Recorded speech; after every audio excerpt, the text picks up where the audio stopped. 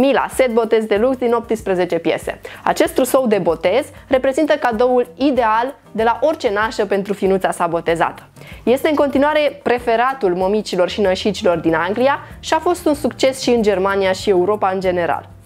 Setul de botez conține rochiță cu accesorii, bolero, turbănel, pantofiori, ciorăpei, lumânarea de botez personalizată cu poza lui bebe și text, un body personalizat de asemenea cu poză și text, trusoul de botez din 10 piese pentru biserică, care conține păturică pufoasă, pânza de mir personalizată cu poza lui bebe și text, prosop pentru bebe cu capișon și dantelă, prosop și săpun pentru preot, fașa, sticluța pentru uleiul de mir, cutia pentru prima șuviță și 25 de cruciulițe tip mărturie pentru invitații de la biserică.